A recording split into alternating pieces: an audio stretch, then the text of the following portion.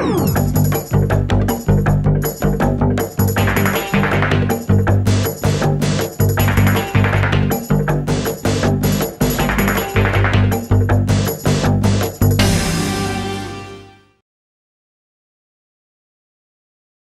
my name is Amanda, and I'm the director of what's called the innovation team in Mayor Eric Garcetti's office in Los Angeles. And I'm going to tell you a little bit today. Rachel has asked me to just come talk a little bit about sort of how we're applying all the pieces that were mentioned in an actual city to deliver projects, thinking about data, thinking about how we deliver, and also thinking about design. So we're sort of merging all those things together in Los Angeles to actually quickly produce outcomes. So I can... Yeah. Great. Well, this is There we go. Cool. So I thought it would be great just to start out by telling you a little bit about LA. Prior to moving to LA, I lived here in Sacramento for about 7 or 10 years. And the thing I observed most quickly about LA is that it is very large. We are 469 square miles as a city. So it's just the city. The county has 88 cities within it. So if you can imagine 88 city governments operating within the county and trying to do things like coordinate services, particularly things around homelessness and some of the things where we actually share responsibility, it becomes really, really interesting when we think about government services and how all that actually plays out. In terms of ethnicity, you sort of see that band in the middle, and I think that generally gives a really nice slice or a nice perspective on how we think about languages spoken, how we think about the way that people use government based on where they're maybe hailing from or the way that they live, or just the different things that we think about, particularly mostly in LA language. We try to really think about the things we print and the different languages we print them in, because it really, really matters in a place like LA. We have just under 4 million people in Los Angeles as of 2014. That's about 8,000, a little bit more than 8,000 people per square mile. That's a lot of people. And then the last piece is 49,000, close to $50,000 as median average income. There have been a number of articles in the last week actually about the fact that in LA in particular, income is going down while rent is rising. And so with that, you see things like a 23% jump in homelessness in LA County reported in just 1 year. And that was a big report coming out of LA this week. So we've got sort of a lot going on in Los Angeles. With that being said, we also have 38 departments, 50,000 city employees. I lived in Olympia, Washington prior to going to the city of LA. When I got there, I thought, wow, Olympia is actually smaller than just our city workforce. We have 200 mayor's office employees, which is where I work. And then we have 5 areas of focus within our mayor's office. I could go on about that, but I won't. And then we have a whole lot of really cool innovation happening in the city. I think when I got there, I was leaving sort of the private sector and thinking, gosh, I wonder what this will be like working in government. I hadn't done that in a while, and I think what I was really surprised to find, not surprised, but really excited and moved by was the amount of innovation that cities can make happen very, very quickly. I think you see some of that happening right now at the national level, particularly around things like climate change. We are focused primarily, we have lots of things we're focused on in LA, but we are working really hard to get the Olympics. Hopefully everyone is cheering us on.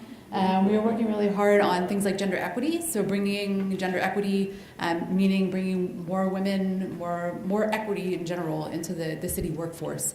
That's an area that our mayor is really, really focused on. Transportation, notoriously, Los Angeles is a place where you can't drive anywhere quickly, including around the block. We're working really, really hard at public transport, and we just passed some really milestone legislation in the last year. So there's a lot of really interesting things going on in Los Angeles. The reason I tell you all that is just so that you know a little bit about sort of the domain that we're operating in. And then with my team, the things that we are tasked with and sort of the way we go about our work, I think is mainly what makes sort of all those problems really interesting to try to solve. So as to say that my team, we're called the Los Angeles Innovation Team. We actually work within the mayor's office, but we're funded through Bloomberg Philanthropies. We're funded through a program where essentially what they said was, city government could really use some help with things like data, things like design, and things like project management. So in certain cities around the country, there were 19 of us, and then we've just added, as Bloomberg just added 7 more cities, I think, in the last couple months. And what we essentially do is look at things like what we're looking at right now, which is how, with regards to LAPD, can they really think about recruiting and hiring in a new way? I'll talk a little bit about what all that has meant for us, but right now that's what we're looking at. we work in one-year portfolios, so the mayor and generally speaking city leadership say, hey guys, we think this would be kind of like a major issue that we would like you to look at over the next year. And looking at that for us means that we blend a whole host of things, including data and design and project management. I think I mentioned most of this, but we were 1 out of 14 cities originally selected to do this work, and I went down there to stand up the team. I like to say that I was like a lady in a broom closet for a while before we figured out how to turn it actually into a thing.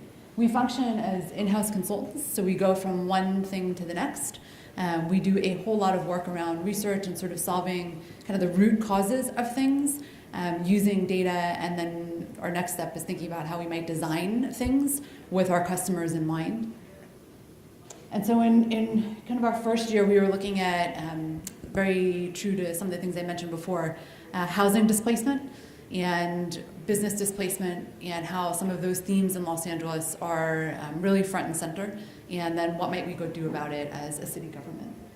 In 1 year, we like to measure our outcome and our impact. We take it very seriously.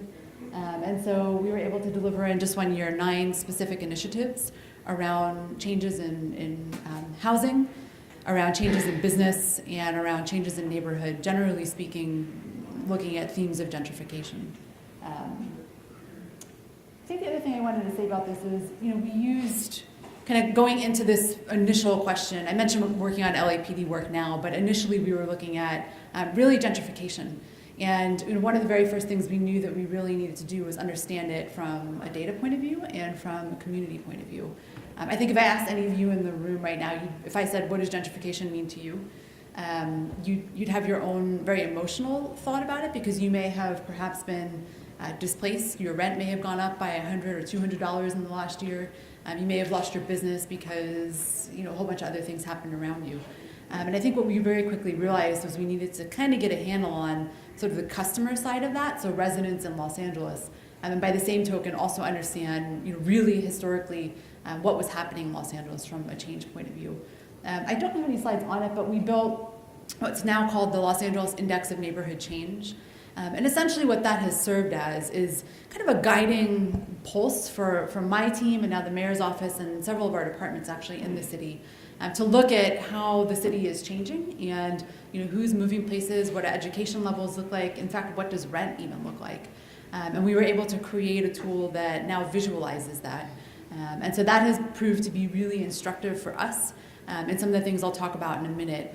We kind of did that as a baseline to really just understand where change was happening, so that anything that my team did, we could always go back and say, well, here's why we did it, here's how we thought about it, and oh, by the way, here are the people we talked to, because we felt like change was happening and we needed to get a certain kind of perspective. So that tool has served to be something that now, really 2 years into it, we're even using it for some of the work we're doing with the Los Angeles Police Department. I would note that there were a few articles, actually very timely, released in a few of the data publications, one through Harvard, so if you were interested in that, it's currently, I think it was published yesterday, just around that index and how we constructed it, because we also very much believe in open source. And so I would say that if it's something that you're interested in doing in your work, certainly Los Angeles has done that, and you're very welcome and invited to copy it, because we also believe in doing things for less money, faster, cheaper. I think I mentioned this, but we focus largely on design, and we spend a lot of time on research and data, and we were kind of blending those three things together with the idea that we are producing outcomes and producing projects in response to the things that we learn and the people that we talk to. I'm going to talk about 3 of these projects, but in 2016 we launched 9 different projects sort of around the ideas of gentrification. Each one had its own body of work, and so for us that meant really doing the research, some of the index pieces that I mentioned, using that as a driving start for where we would focus, what kind of data we would collect, and then I think to some of the examples that were already shared, who we would speak with. So there are some very specific ways that we went about collecting information about what the city should be doing, and then in the cases where we were developing things, what should we be developing to start with, how should we be developing it, and what should those things actually be reflective of. So I'm going to first talk about what's called the Home for Renters campaign. This is something that we did. I was mentioning that, sort of under the umbrella of changing neighborhoods and changing rents.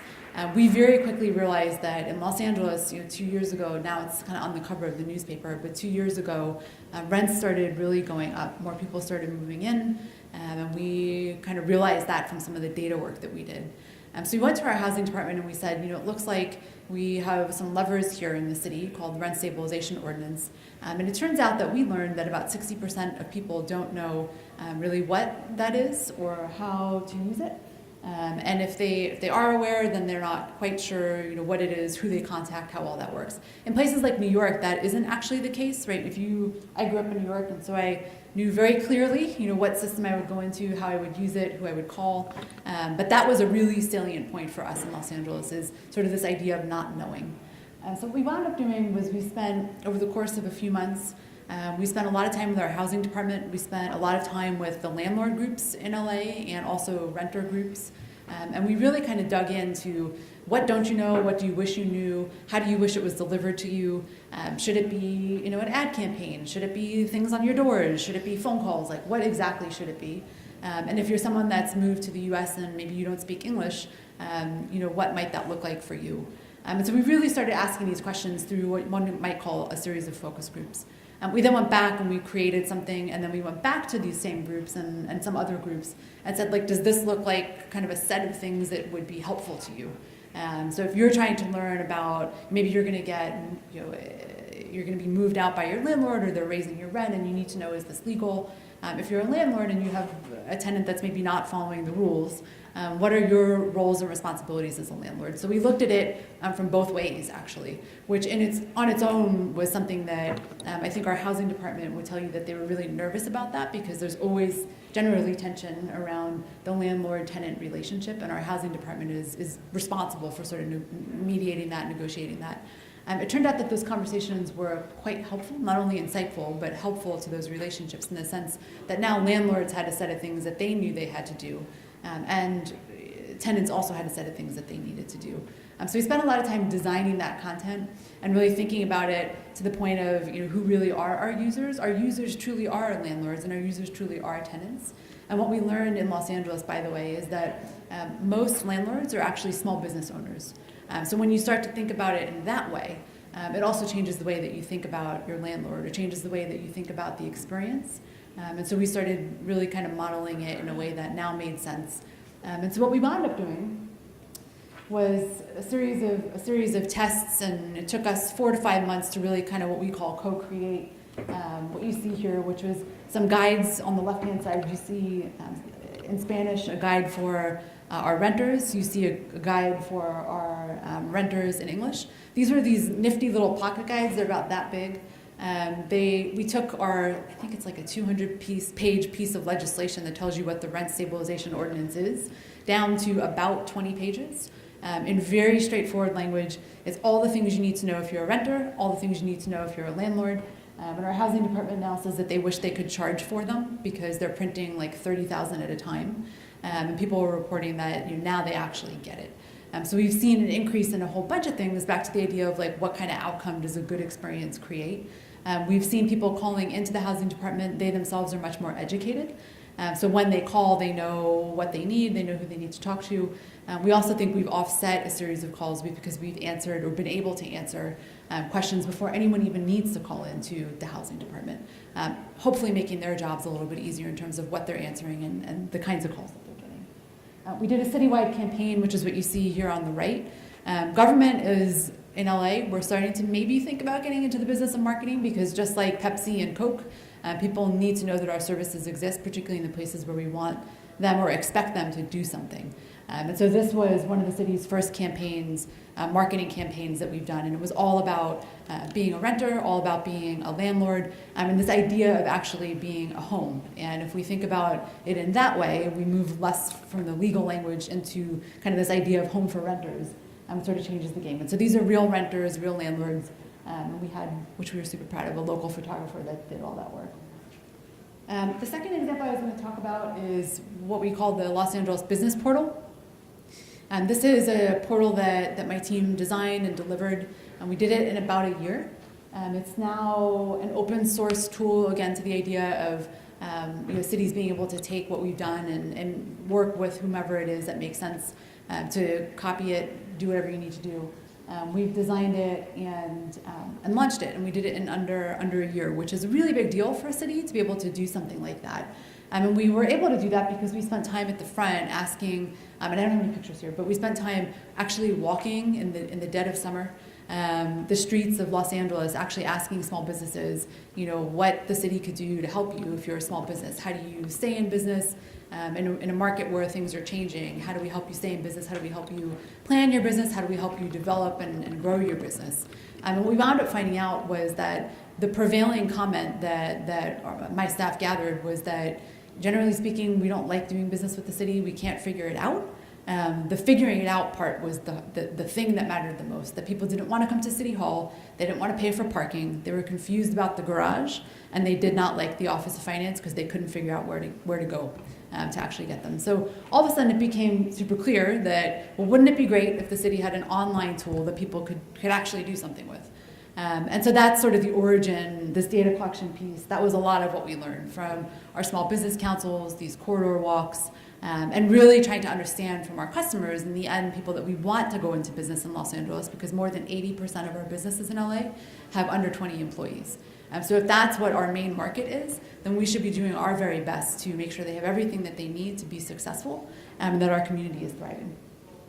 So we learned all that, and then we spent several months designing and actually testing the tools with our small businesses. So we brought them in and we did user testing, and we said, do you like it when it says this at the top? Or would you pay more attention if it was this? Or should we help you register your business? And does this make sense when we're talking about registering a business?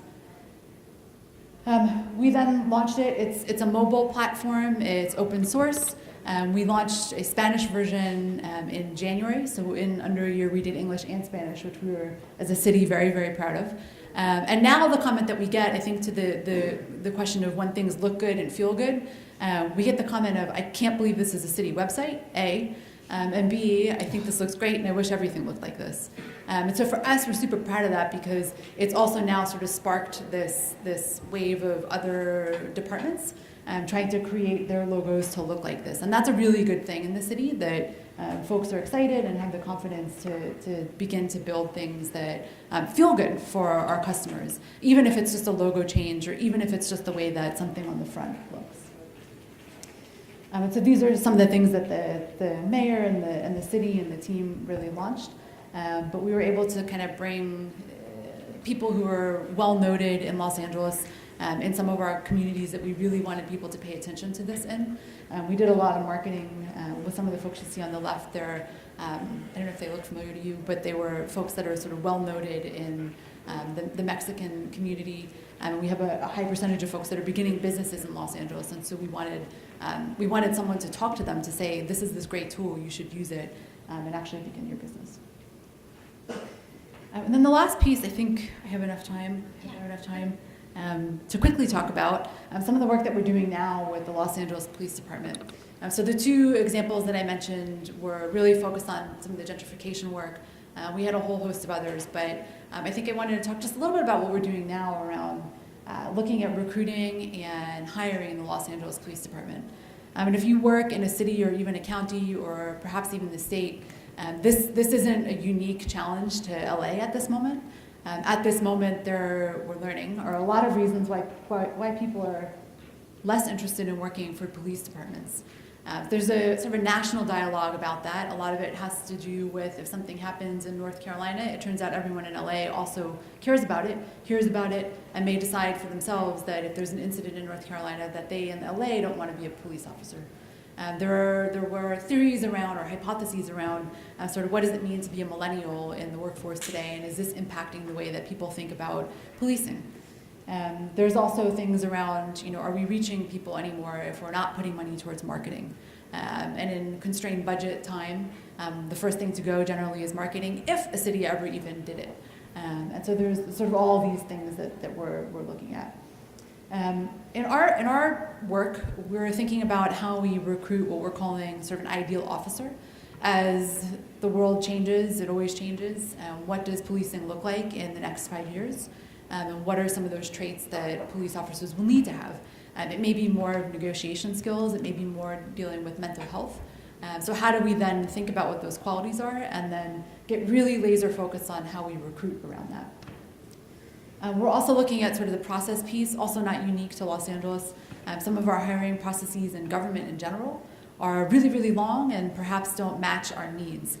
In LA, we're constantly a workforce of 10,000 people, just police officers, sworn police officers. If you think about what that means to be actively recruiting 10,000 people all the time when about 500 are leaving every year, you're basically constantly in a period of churn. So what do we do to reach our customers in a way that helps us have more people than we really need so that we can get the 500 really great candidates that we want? Some of that is going to be shortening our process, making our process cleaner, neater, and better.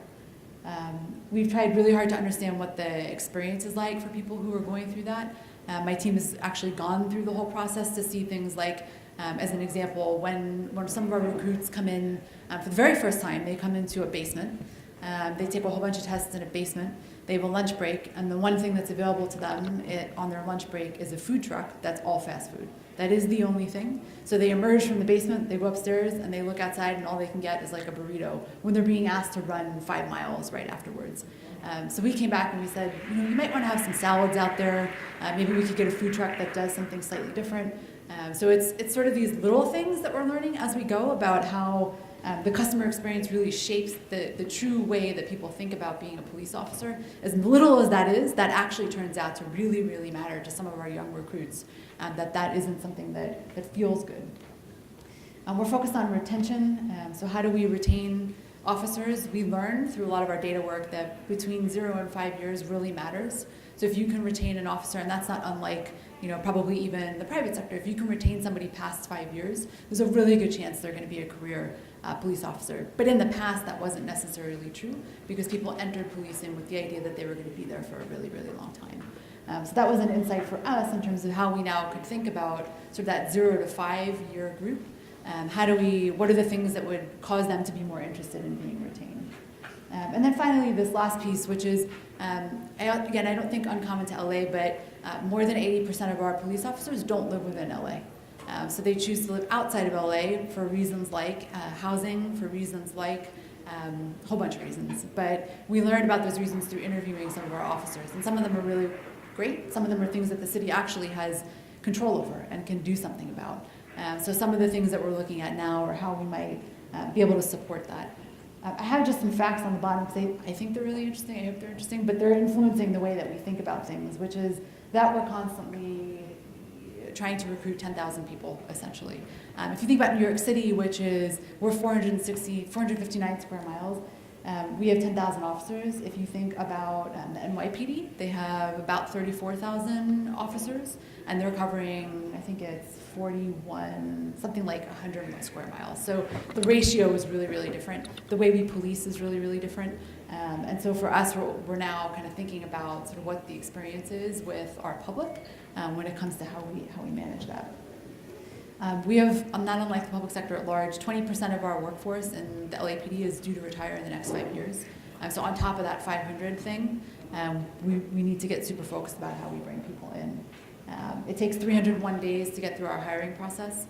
So how do we make that better? There's good reasons for that in some cases, but on average, it can take 4 days. So why is it taking 4 days in some cases, 301 days in another case?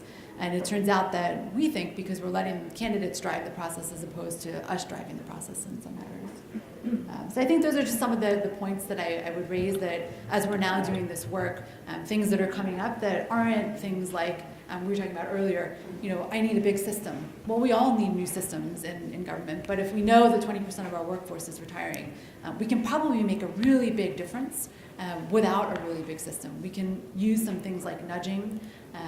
We can send texts, just like your dentist probably does, to remind candidates of their appointment so they don't forget it. We can walk them through the process better than we do, because right now it's sort of like a crapshoot. You either show up or you don't show up. You don't know what the next step is, and in a 9-month process, it's probably really helpful to know where you are in the process. So that's generally some of the things that we're working on in Los Angeles.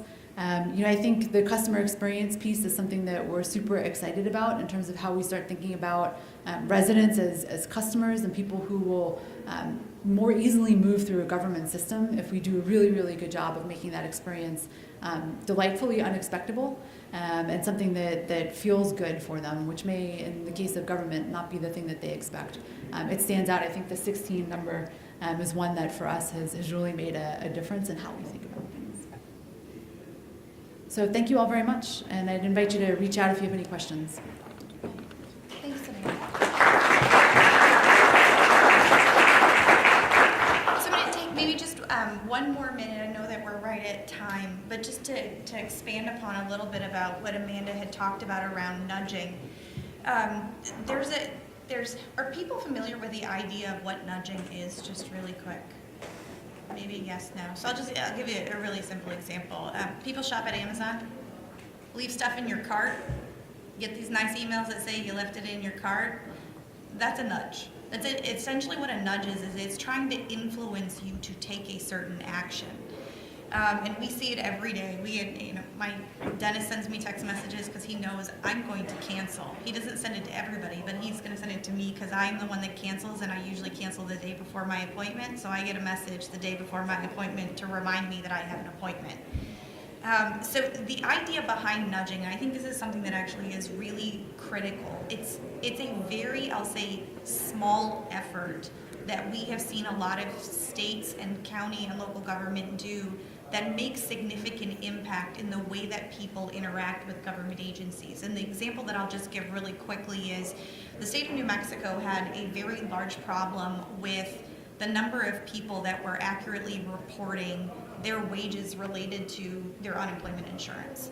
And so one of the things that they wanted to do was figure out how do we get people to more accurately report their wage information. And they looked at everything from their call center when people are on the phone to when they apply online to the documents that they receive. And they made very specific word choices about how to try to influence someone's behavior. So instead of saying someone is looking for a job, or instead of they're a claimant of unemployment insurance, they called them a job seeker. Just the positive aspect of that actually had an impact on people's responses to that particular department. They also used it as a means internally for their staff to give the staff guidance. So if they're talking to someone on the phone, they may say, Amanda looks like she job hops pretty frequently. You might want to ask her this specific question and phrase it exactly this way. And the more guidance that they gave to workers, they found that they were getting more accurate and timely information as a result of that. So I'll say that the short of this is that you can leverage data in some capacities to give some guidance, but it's about that personalization of the individual in the very specific circumstance, real time, that makes the biggest impact when you're looking at ways to leverage things like behaviors in the way that people are interacting with government agencies. So just something to think about. If you want to talk about it more, we have a booth. Be happy. There's some material down there as well. You can reach out to Amanda, but just wanted to thank everybody for your time, and if you have questions, we'd be happy to take them. Yeah, go ahead. Go ahead. So, Amanda, I'm curious, how many people on your team, your innovation team? We have 7 full-time, and then we have a handful of fellows. So we have a design fellow, we have a data fellow. So at any given time, we're about 10 to 12. And do you use any process improvement methodology like Six Sigma or Lean or value analysis or any of that? Work with Lean, generally. Work with Lean? Okay, thank you. I'll appreciate it. Awesome. Any other questions? Amanda will be available, I think, for a little bit. Yeah, a little bit. All set. All right, wonderful. Thank you all. Thank you. Thank you.